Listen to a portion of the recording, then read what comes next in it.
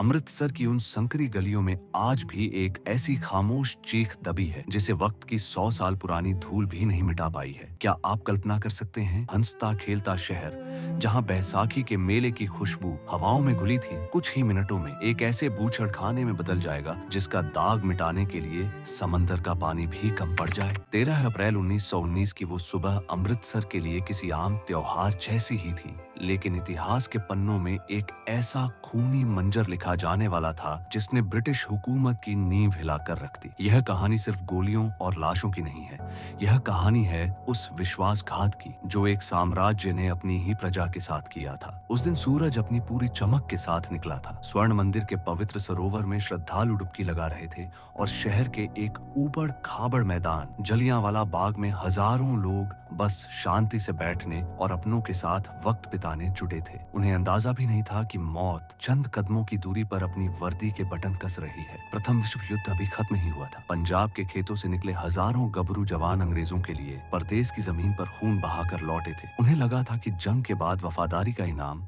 आजादी या अधिकार मिलेगा, लेकिन तोहफे में मिला रॉलेट एक्ट, एक ऐसा काला कानून जिसमें न दलील थी, न वकील और न कोई अपील। अमृतसर की सड़कों पर गुस्सा लावा बनकर बह रहा था। 10 अप्रैल को जब डॉक्टर सैफुद्दीन किचलू और डॉक्टर सत्यपाल को गिरफ्तार किया गया तो जनता का सब्र टूट गया। डिप्टी कमिश्नर के दफ्तर की ओर बढ़ती भीड़ पर जब अंग्रेजों ने गोलियां चलाई तो शहर जल उठा। 5 अंग्रेज मारे गए। मिस शेरवुड नाम की एक मिशनरी महिला पर हमला हुआ। इसी गुस्से और खौफ के साए में जालंधर से एक शख्स को बुलाया गया, brigadier general Reginald Dyer. Dyer के लिए हिंदुस्तानी इंसान नहीं बल्कि सिर्फ विद्रोही थे। उसने आते ही शहर की नब्ज दबा दी। मार्शल लॉ लागू कर दिया गया। लाठियां और संगीनें हर मोड़ पर तैनात थीं। लेकिन 13 अप्रैल को बैसाखी थी। अमृतसर के आसपास के गांवों के सीधे साधे किसान जिन्हें न रॉलेट एक्ट का पता था और न मार्शल लॉ का, वे अपनी पत्नियों और बच्चों के साथ मेले के चाव में चले आए। स्वर्ण मंदिर में मथा टेकने के बाद वे सुस्ताने के लिए जलियांवाला बाग की ओर मुड़ गए। वो बाग जो असल में एक बंजर मैदान था जिसके चारों तरफ ऊंची दीवारें थीं और निकलने के लिए बस 5 संकरे रास्ते। शाम के 4 बज रहे थे। करीब 20 से 25 हजार की भीड़ वहां मौजूद थी। कोई हंस रहा था, कोई चने चबा रहा था, तो कोई ऊंचे चबूतरे पर खड़े वक्ताओं के भाषण सुन रहा था। तभी रामबाग पैलेस में डायर ने अपनी घड़ी देखी। उसने 50 जांबाज निशानेबाजों को चुना और 2 बख्तरबंद गाड़ियां साथ ली। जब वो लोहे के जूतों वाला दस्ता उन तंग गलियों से गुजरा तो दीवारों से टकराती उनकी आवाज मौत का ऐलान कर रही थी। डायर जब बाग के मुहाने पर पहुंचा तो उसने देखा कि रास्ता इतना तंग है कि उसकी मशीन गन वाली गाड़ियां अंदर नहीं जा सकती। उसने बिना एक पल गंवाए अपने सैनिकों को पैदल अंदर ले जाने का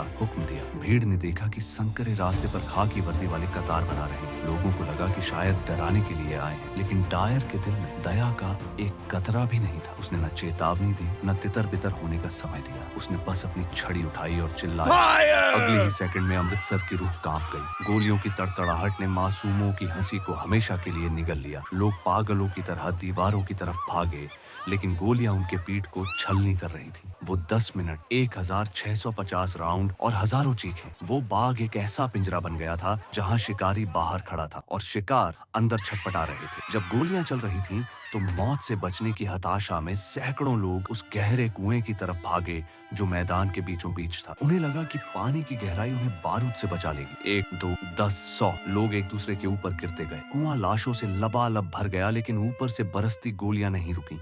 डायर चिल्ला रहा था कि वहां मारो जहां भीड़ सबसे घनी है। दीवारों पर आज भी वो सफेद घेरे मौजूद हैं जो चीख चीख कर बताते हैं कि कैसे मासूमों ने अपने नाखूनों से उन ईंटों को खुरचा होगा ताकि वे दूसरी तरफ जा सकें। 10 मिनट बाद जब डायर का गोला बारूद खत्म हुआ तो वह अपनी फौज लेकर ऐसे निकल गया जैसे किसी शिकार से लौट रहा हो। पीछे रह गया मातम का वो मंजर जिसे देखकर पत्थर भी रो पड़ते। शहर में कर्फ्यू था, कोई बाहर नहीं निकल सकता था। रात के अंधेरे में उस बाग में सिर्फ घायलों के कराहने की आवाजें थी। कोई पानी पिला दो, लेकिन पानी देने वाला कोई नहीं था। रत्ना देवी नाम की एक महिला जिसका पति उस कत्लेआम में मारा गया था, वह पूरी रात उन लाशों के ढेर के बीच बैठी रही। वह अपने हाथ में एक डंडा लिए कुत्तों और गिद्धों को भगाती रही ताकि वे उसके पति के शव को नुकसान न पहुंचाए। क्या आप उस खौफ की कल्पना कर सकते हैं? हजारों लाशें, चारों तरफ खून की महक और एक अकेली औरत का पहरा। अगले दिन जब सूरज निकला तो पूरी दुनिया सन्न थी। ब्रिटिश सरकार ने मरने वालों का आंकड़ा 379 बताया, लेकिन हकीकत में 1000 से ज्यादा जिंदगियां बुझ चुकी थीं। इस घटना ने एक 12 साल के बच्चे के दिल में आग लगा दी। भगत सिंह, जो उस समय लाहौर में थे, वे भागकर अमृतसर आए। उन्होंने उस खून से सनी मिट्टी को अपने हाथ में लिया और कसम खाई कि इस जुल्म का हिसाब लिया जाएगा। रविंद्रनाथ टैगोर ने अपना नाइटहुड का सम्मान अंग्रेजों के मुंह पर दे मारा। गांधी जी, जो अब तक अंग्रेजों के न्याय पर भरोसा करते थे, उन्होंने इसे राक्षसी कृत्य करार दिया और असहयोग आंदोलन की नींव पड़ी। अंग्रेजों ने हंटर कमीशन बिठाया, जहां डायर ने बिना किसी पछतावे के कहा कि उसने यह सब नैतिक प्रभाव डालने के लिए किया। उसने गर्व से कहा कि अगर मशीन गन अंदर जा पाती तो वह और भी मारता। इस बयान ने हिंदुस्तान की सोई हुई आत्मा को जगा दिया। अब यह लड़ाई सिर्फ सुधारों की नहीं थी, अब यह लड़ाई पूर्ण स्वराज की थी। जलियांवाला बाग ने ब्रिटिश साम्राज्य की उस नैतिक नींव को हिला दिया था जिस पर वे गर्व करते थे। लेकिन इस कहानी का सबसे बड़ा नायक अब भी बाकी था, सरदार ऊधम सिंह। उस दोपहर वे उस बाग में मौजूद थे। उन्होंने अपनी आंखों से मासूमों को तड़पते देखा था। उन्होंने उस मिट्टी की कसम खाई और 21 साल तक उस आग को अपने सीने में जलाए रखा। वे अफ्रीका, अमेरिका और रूस होते हुए लंदन पहुंचे। उन्होंने अपना नाम रखा राम मोहम्मद सिंह आजाद। यह नाम उस भारत की पहचान था जिसे अंग्रेज कभी बांट नहीं पाए। 13 मार्च 1940 को लंदन के कैक्सटन हॉल में जब माइकल ओडायर, जो कत्लेआम के वक्त पंजाब का गवर्नर था, भाषण दे रहा था, ऊधम सिंह ने अपनी किताब में छिपाई रिवॉल्वर निकाली और उसे वहीं ढेर कर दिया। उन्होंने भागने की कोशिश नहीं की। उन्होंने मुस्कुराते हुए गिरफ्तारी दी और कोर्ट में कहा, मैंने अपना कर्तव्य निभाया है। 31 जुलाई 1940 को जब ऊधम सिंह को फांसी दी गई तो उन्होंने ब्रिटिश साम्राज्य के अंत की घोषणा कर दी थी। 7 साल बाद भारत आजाद हुआ, लेकिन क्या वो आजादी उन रूहों को सुकून दे पाई? आज जब हम उस बाग में जाते हैं तो वो शहीदी कुआं आज भी हमें अपनी गहराई में झांकने पर मजबूर करता है। ब्रिटिश प्रधानमंत्रियों ने वहां आकर खेद जताया, लेकिन माफी आज भी आधिकारिक तौर पर नहीं मांगी गई है। क्या एक सॉरी उन माओं के आंसुओं का कर्ज उतार सकती है? क्या स्मारक बना देने से वो इतिहास मिट जाएगा? जलियांवाला बाग सिर्फ एक जगह नहीं है, यह एक सबक है। यह याद दिलाता है कि जब हुकूमतें अंधी हो जाती हैं और अपने ही लोगों को